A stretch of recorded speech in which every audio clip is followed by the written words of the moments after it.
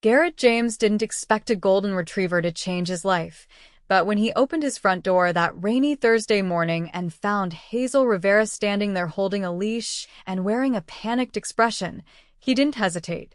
"Hi, I'm so sorry to just show up like this, but the shelter said you sometimes help watch dogs?" Last minute. Her voice was breathless, her umbrella dripping onto his porch. Garrett blinked at her, trying to ignore the fact that her coat looked like it cost more than his entire wardrobe and that she smelled like expensive perfume and not this neighborhood. Yeah. Yeah, I do sometimes. You need someone now?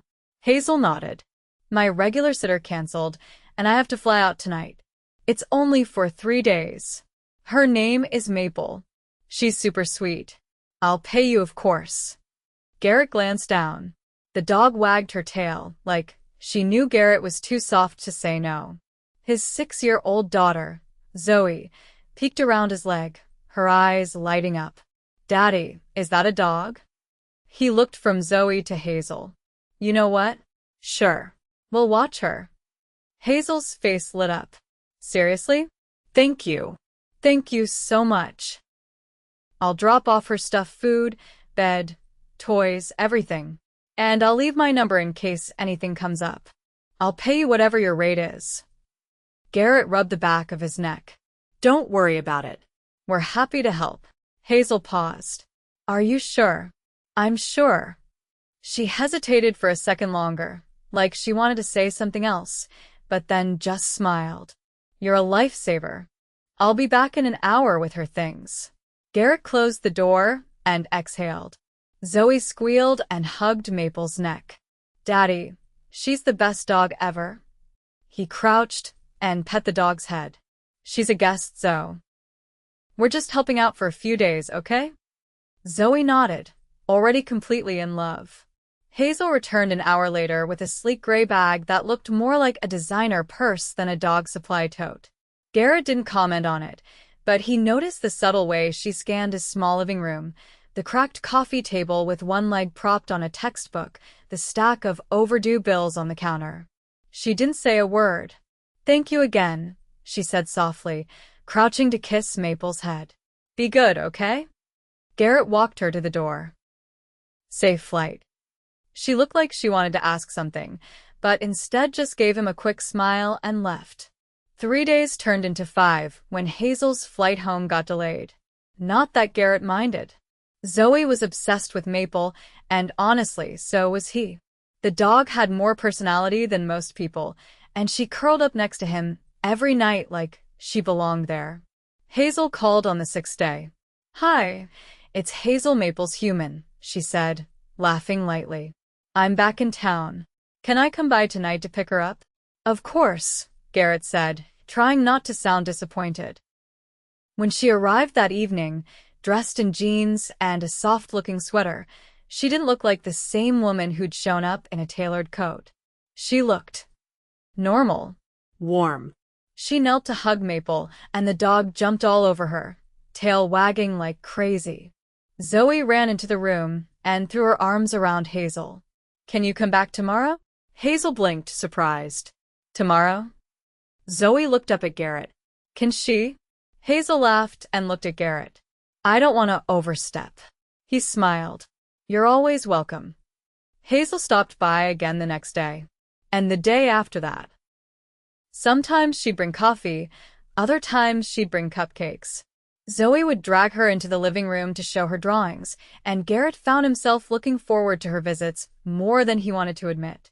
"You really didn't have to watch her for free, you know," Hazel said one Friday afternoon, sipping coffee on his porch while Maple and Zoe played in the yard. "I didn't mind," Garrett said. "Besides, I couldn't afford to say no to Zoe." Hazel looked over at him. "You're a good dad." He shrugged. "I try. Her mom left when she was 2. It's been just us since." Hazel looked at him for a long moment. "That must be hard." "Some days," he said. "But she makes it worth it." Hazel glanced down at her coffee. "You're not what I expected." He raised an eyebrow. "What does that mean?" She gave a sheepish smile. "Most people would have asked for money." or said no. You helped because you're kind. That's rare. Garrett looked at her, really looked at her. You're not what I expected either. Hazel tilted her head. What did you expect? He chuckled. Someone who drops a dog off and disappears. Not someone who becomes part of our week. Hazel looked at him, eyes soft. You want me to stop coming by? He shook his head. No. I want you to keep showing up. Her cheeks flushed, and for a moment, neither of them said anything. That night, after Hazel left, Zoe curled up next to him on the couch. Is she gonna be my new mommy? Garrett blinked. What? Zoe sat up. She brings cupcakes. And she laughs at your jokes. And she hugs Maple like you hug me. Garrett's throat tightened. I don't know, Zoe. But she likes us. He looked at the door Hazel had just walked out of and whispered, Yeah, I think she does. The next afternoon, Hazel showed up early, holding something behind her back. I brought something, she said, her eyes dancing. Garrett opened the door wider. Come in. She handed him a small box. Inside was a brand new collar tag that read, Maple Rivera James. He looked up, stunned. Is this? Hazel smiled. A joke. A maybe. A hope. Garrett stared at her. Hazel, what are you doing? She stepped closer. I don't know. Falling maybe. He didn't say anything. He just kissed her. Because she was right. He was falling too. Garrett didn't see Hazel for 3 days after that kiss. Not that he was counting. He told himself she was busy. That she'd probably gone back to her normal life, the one that involved flights, silk-lined coats, and sleek cars he never saw her park. That kiss had been a moment. A warm, fleeting thing. Like a firework. Beautiful but short-lived. He didn't mention it to Zoe. Didn't want to plant hope where there might not be any. But on the morning of the 4th day, Hazel knocked on the door again. She wasn't holding cupcakes or coffee this time. Just a folded piece of paper and a look that didn't quite match the easy confidence she usually wore. I need to ask you something, she said without waiting for an invitation inside. Garrett stepped back. Yeah. Come in. She didn't sit. Just stood in the living room, glancing around like she wasn't sure if she belonged there anymore. Garrett waited. I own a property group, she said finally. Luxury developments. Hotels. Commercial spaces. Some residential. She held out the paper. We're converting a historic building downtown. The upper floors are being preserved as artist studios and affordable rental spaces. The city gave us a tax break if we kept the community element. Garrett took the paper. His eyes skimmed the header, Callahan and Rivera Properties. The logo was embossed in gold. His fingers twitched. Why are you showing me this? Because I want you to be part of it, she said. There's a studio space on the 3rd floor. High ceilings. Natural light. It's yours if you want it. I don't paint anymore, he said quietly. That's not true, she replied. You just don't sell anymore. He looked up sharply. How do you know that? Hazel's voice softened. When I dropped off Maple that night, I saw your portfolio. The sketches on the dining table. The canvases stacked behind the couch. That's not public work, he said. That's just for me. Hazel took a step closer. It doesn't have to be. But if you want a space to work, I can give you that. Rent-free. For as long as you need. Garrett swallowed hard. You think I'd take a handout? Hazel didn't flinch. No. I think you're stubborn. And proud. And used to doing everything yourself. But I also think you've spent so long surviving that you forgot what it feels like to create without pressure. That's not your decision to make. I'm not making a decision. I'm offering you a key, she said, setting a small brass key on the table. You don't have to take it, but it's there. She turned to leave, but paused at the door. I didn't kiss you because I felt sorry for you, Garrett. And I didn't stop coming by because I changed my mind. I just needed to figure out how to be honest with you without making you feel small. The door shut behind her before he could respond. That night, Garrett sat in the studio with the key in his palm. He hadn't touched his brushes in over a year. Not since his last attempt at a commission had ended with a client ghosting him and a stack of bills swallowing the grocery money. He glanced at Zoe, asleep on the couch under a blanket she'd made at school. Her fingers twitched in sleep, probably dreaming about dogs and cupcakes and magic. He couldn't teach her to dream if he'd given up on his own. The next morning, he drove downtown. The building Hazel had described was tucked between a boarded-up deli and a florist with hand-painted windows. The exterior was brick, faded and cracked in places, but still standing proud. The lobby had terrazzo tile and a chandelier that looked like it had once belonged in an opera house. A woman with a clipboard greeted him. "Mr. James?" He hesitated. "Yeah." "Hazel said you'd be by," she smiled, leading him toward the elevator. "She left instructions for you to have full access."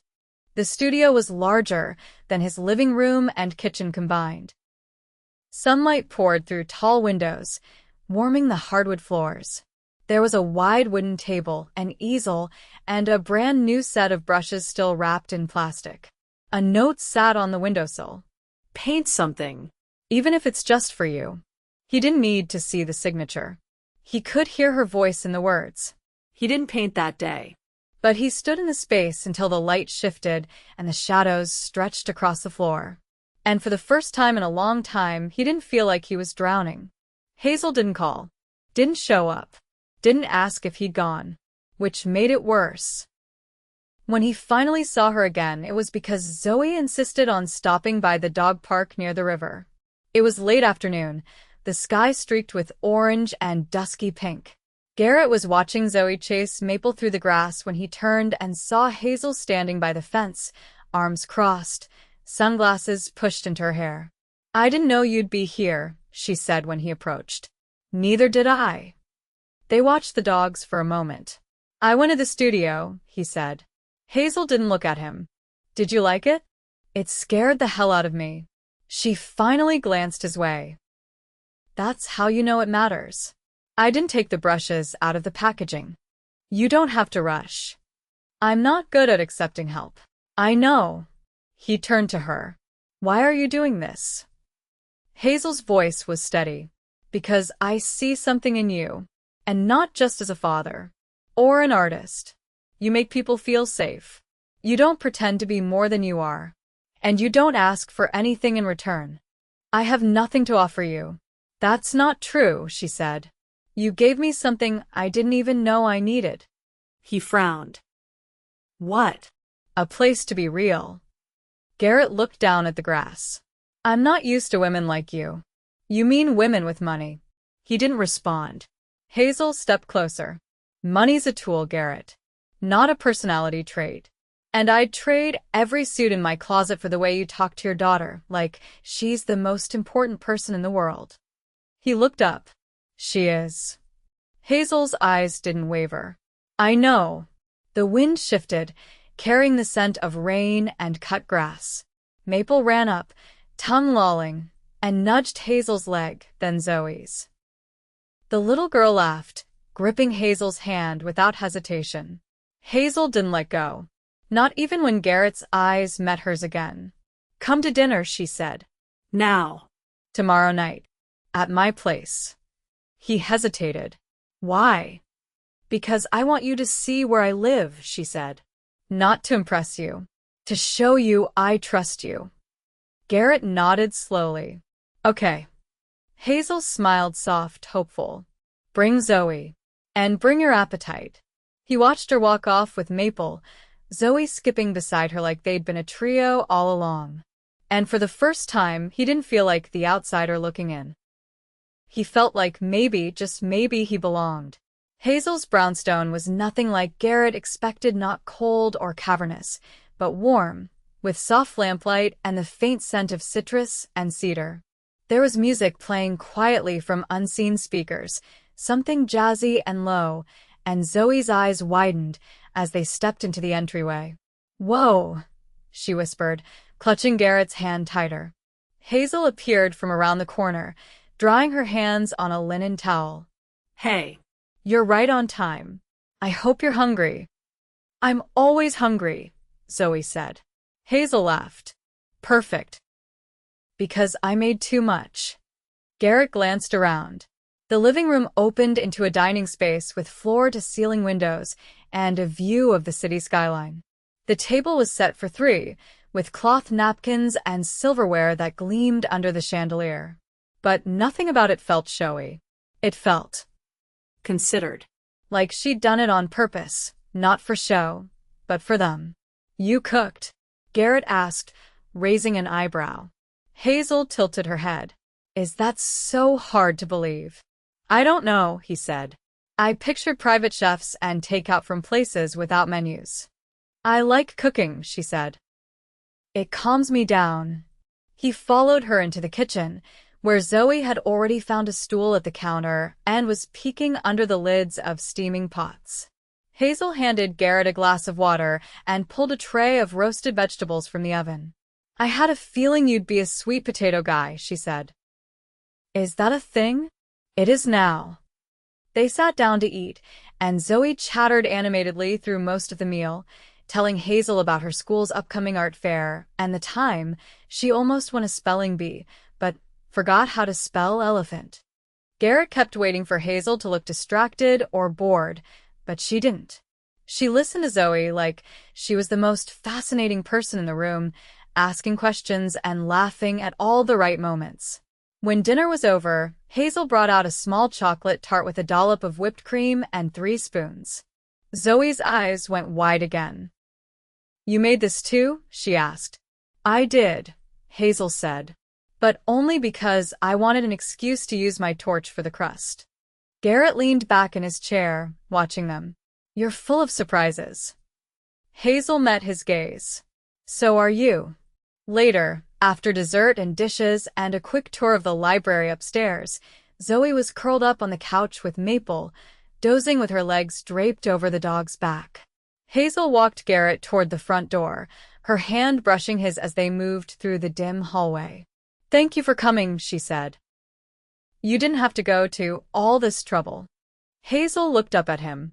I wanted to. I needed you to see this part of me. He nodded slowly. It's a beautiful place. I almost didn't buy it. Why? She hesitated. It felt like a fortress. And I didn't want a life I had to hide behind walls.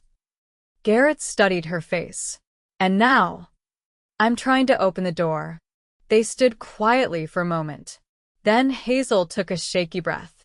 I have to tell you something. His chest tightened. Okay. I didn't just stumble on your flyer at the shelter, she said. I saw you there a week earlier, returning a borrowed crate. You were with Zoe. She was carrying a stuffed animal and talking to everyone like they were her best friend. I watched you thank the volunteer, like she'd saved your life. Garrett's brows drew together. So you knew who I was? I knew I wanted to know more, Hazel said. And when I found myself in a bind with Maple, I went back hoping you'd be there. He rubbed the back of his neck. You tracked me down. I did, she said, not flinching. And I didn't lie. I really needed help. But I also needed an excuse to talk to you. He stepped back, unsure how to respond. Hazel's voice dropped. I know how that sounds. But I didn't expect any of this. Why me? He asked quietly. You could have your pick of anyone. Because you didn't flinch when I showed up at your door. Because you looked at me like I was a person, not a brand or a balance sheet. Because you didn't treat me like a prize. Garrett's voice was low. I didn't even know you were one. I know, she whispered. That's what made it real. He exhaled slowly, his eyes searching hers. I get it if you're angry, she said. But I'm not sorry I met you this way. Garrett looked down the hallway, toward the soft sound of Zoe's breathing. I'm not angry, he said. But I don't know what to do with this. Then don't do anything yet, Hazel said. Just let it be what it is. He nodded once. Okay. Hazel leaned in, kissed his cheek, and opened the door. Take your time. He gathered Zoe, still half asleep, and carried her out into the night. As they drove home, she stirred in the back seat. "Was that her house?" she mumbled. "It was," he said. There was a pause. "Can we go back?" He didn't answer right away. The city lights blurred past the windows, and something unspoken settled in the space between them. "Maybe," he said finally. "We'll see." She nodded and fell back asleep. The next morning, Garrett unlocked the studio door. Sunlight spilled across the floor again, but this time, he didn't hesitate. He unwrapped the brushes, set up a canvas, and began to sketch. Not for money. Not for anyone else. Just to see what would happen when he let himself begin again. As the lines took shape, he realized he wasn't thinking about bills. Or expectations. Or how out of place he might seem in Hazel Rivera's world. He was thinking about her laugh when Zoe told a joke. About the way she'd looked when she handed him the key. About the way she'd let herself be vulnerable, even when she didn't have to. And something in him shifted. He was no longer just surviving. He was starting to live. The gallery buzzed with quiet anticipation as soft strings played from the corner and glasses clinked faintly among murmured conversations. Garrett stood near the back, just out of reach of the main crowd, his hands shoved into the pockets of a navy blazer that still had the tag hidden in an inside seam. He hadn't worn anything like it in years. Hazel had insisted. "It's your opening," she'd said that morning. "You don't have to wear a tux, but at least look like you belong in the room." He wasn't sure he ever would. But then he'd caught Zoe's wide-eyed expression when she saw his paintings hanging on pristine white walls, and it had grounded him. She'd whispered, "Daddy, they look like they belong in a museum," and suddenly the room didn't feel so foreign anymore. Hazel hadn't arrived yet. Or maybe she had, and he just hadn't seen her. She'd been distant all week, not cold, just busy. Meetings, travel, press calls related to the building launch. She'd said she would try to make the show, but there'd been no promises. He scanned the room. There was a small crowd gathered around the central wall, where his piece, First Light, hung a painting of Maple asleep on Zoe's lap, their outlines glowing with early morning sun. Garrett had painted it in a single sitting, the image so vivid in his memory it felt like breathing to bring it to life. A man approached him tall, in a charcoal suit, with a sharpness to his features that screamed investment banker. "You're the artist?" the man asked. Garrett nodded once. "I'm Milo Donahue. Hazel mentioned you briefly during our last investor review. She undersold you." Garrett didn't know how to respond to that. Milo gestured toward the painting. "I'd like to purchase that one. Full price. No negotiation." "It's not for sale," Garrett said. Milo raised an eyebrow. "Everything has a price." "Not this," Garrett replied. The man gave a clipped nod and moved on. "You know," a familiar voice said behind him, "you just turned down a man who once bought a yacht for the name." Garrett turned. Hazel stood there in a silver-gray dress, her hair twisted up, soft tendrils escaping near her jaw. She looked elegant, assured and exhausted. "I didn't think you'd make it," he said. "I wasn't going to miss this." He searched her face. "How bad was it?" She exhaled. "One of our Venice investors backed out this morning. Something about shifting priorities." "It's fine. I'll patch it. I always do." Garrett hesitated. "Does it ever stop? The patching?" Hazel looked at him for a long moment, then shook her head. "Not if you want to keep building." He nodded slowly. "I didn't sell the painting. I know. I saw. I didn't want to let it go." "You shouldn't," she said. "Some things aren't meant for the market." He looked at her. "I'm not sure where we're going." Hazel's voice was quiet. "Neither am I. I need to know I'm not just something you're trying to fix." Her brows drew together. "I never saw you as broken. You showed me what it looks like to stay, Garrett. To show up for someone without needing to be needed. That's not something I learned from my world." He stepped closer. "Then what do you want from me?" Hazel's voice caught. I want to sit on your porch with a dog between us and nowhere to be. I want to make pancakes that burn on one side because I can't stop laughing at whatever Zoe said. I want to come home to something real. He touched her hand. I don't have a mansion, or a driver, or a name anyone knows. She smiled faintly. You have a daughter who thinks the sun rises when you wake up. You have hands that make art out of memories. You have something I never knew I needed: peace. Garrett felt something settle inside him, something that had been scraping raw edges for years. I don't know what this looks like 5 years from now. Then let's build it, Hazel said. One piece at a time. Zoe peeked around the corner, cheeks pink from running. Daddy, someone wants to talk to you about the big painting with the tree. Garrett looked at Hazel. Will you stay? She nodded. I'm not going anywhere. He followed Zoe, heart thudding, and met a woman near the quiet hour, a piece he'd painted in the studio Hazel had given him. After they spoke, he returned to the rear corner where Hazel stood, sipping sparkling water. I said yes, he told her. To what? The commission. She wants a companion piece.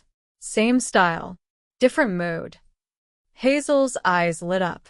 That's incredible. I'm scared. You should be, she said. That means you still care. He glanced around. Can I steal you for a minute? Where are we going? Upstairs. Rooftop. She followed him through the quiet stairwell to the rooftop garden. The city stretched out in every direction, glittering and alive. The air was cooler here, the noise distant. Garrett turned to her. I want you to be more than a chapter. Hazel blinked. What do you mean? I want you in the story. All of it. She stepped closer. Even if I fly too much and forget to water the plants. I'll water them, and I'll wait at the gate. You sure? He nodded. I've never been more. Hazel reached into her clutch and pulled out a folded paper. Then I have something for you.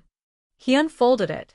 It was a signed lease agreement, his name, the studio's address, and in bold letters, 0 rent, indefinite term, full ownership transfer upon 1 year of continuous use. He looked up at her, stunned. I bought the building outright last week, she said. It's yours. All of it. After 1 year, it's yours. His throat tightened. Why? Because you gave me a life I want to come home to, she said. And I want to give you a place where your work can breathe. He stepped forward and kissed her, slow and certain. Below them, the city pulsed quietly, unaware that somewhere between a borrowed dog and a borrowed studio, 2 people had found something neither of them had known they were missing. And this time, they weren't letting go. Hazel stood on the porch of Garrett's house, watching Zoe chase Maple across the small, sun-warmed yard, her laughter cutting through the late spring air like a song. Garrett leaned against the railing beside her, a mug of coffee cradled in his hands. The morning was quiet but full of promise, of warmth, of something that felt settled and real. I never thought I'd look forward to weekends, Hazel said, stretching her arms behind her. They used to just mean less time to catch up on work. Garrett glanced at her, brushing a strand of hair off her forehead. You still work harder than anyone I know. I've been delegating, she said. Finally hired a VP I actually trust. He raised an eyebrow. That's new. I know. It only took me 5 years and 12 interviews, she said. But I want more time here. With you. With Zoe. With this. She didn't need to explain what this was anymore. Garrett took a sip of coffee. Zoe asked me last night if we're going to move into your place. Hazel turned, surprised. What did you say? I asked her what she thought, he said. She said she likes your bathtub. Hazel laughed, and the sound was light, unburdened. It is a very good bathtub. I told her we'd figure it out together. No pressure, no rush. Hazel nodded. That's what I want too. They stood in silence for a moment, watching Zoe toss a ball for Maple, who bounded after it with joyful abandon. I was thinking, Hazel said, her tone shifting slightly, about converting the garden level of my place. Making it into a family space. Something less curated. You mean less like a showroom? Exactly, she said. Somewhere Zoe can paint on the walls if she wants. Somewhere we can make pancakes on Sundays and not care if we burn them. Garrett studied her, noting the openness in her posture, the softness she no longer tried to hide behind cashmere and control. You're not afraid of all that anymore? I was never afraid of the mess, she said. I was afraid no one would stay through it. He reached for her hand. Well, I'm not going anywhere. If I haven't run yet, I'm probably in it for good. Hazel leaned her head against his shoulder. That sounds dangerously close to a proposal. He turned slightly, his voice low. Then maybe I should just ask. Her breath caught. You're serious? He set the coffee cup down and pulled something from his pocket, a small velvet box, worn at the edges like it had been carried for weeks. He opened it to reveal a simple gold band with a single stone, nothing flashy, but unmistakably full of meaning. I didn't want it to be a scene, he said. I didn't want cameras or champagne or some rooftop with a string quartet. I just wanted this. You, me, a Saturday morning, and the woman who turned my life upside down in the best way. Hazel's eyes shimmered. You know I'm going to cry. I've seen you cry before. And you're still proposing? I'm asking you to stay, he said. To build something with me. Not because we need to, but because we choose to. Every day. Hazel blinked against the tears threatening to fall. Yes. Of course, yes. Zoe, having somehow sensed the moment, ran up just in time to see Garrett slip the ring onto Hazel's finger. Maple barked, wagging her tail with such enthusiasm it knocked over the porch planter. Are we getting married? Zoe asked, eyes wide. Garrett crouched down. Only if you approve. Zoe looked at Hazel, then nodded solemnly. Only if I get to be the flower girl. Hazel laughed through her tears. Deal. Later that summer, they held the ceremony in the rooftop garden of Garrett's studio building. The same place where they'd once stood under stars and city light, unsure of what came next.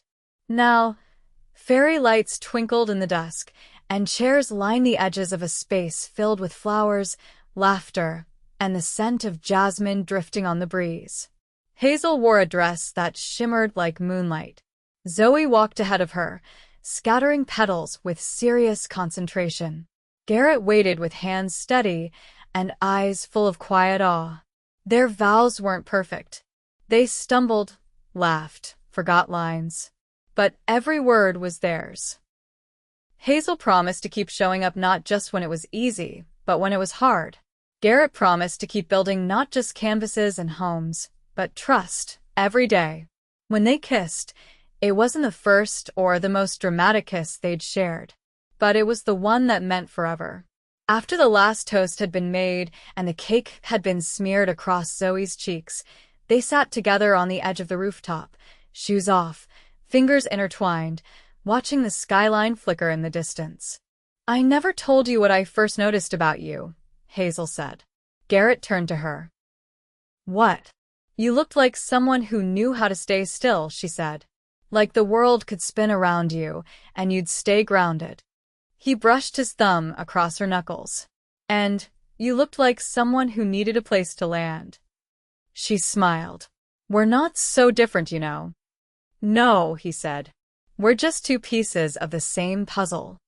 And as the city hummed below them, and Zoe fell asleep beside Maple on a lounge chair wrapped in someone's jacket, Hazel rested her head on Garrett's shoulder and closed her eyes. She had the life she never knew she could want. And this time, she wasn't afraid to keep it. They didn't need a perfect fairy tale. They had something better each other, every day to come, and a love that hadn't just survived the fall. It had grown roots.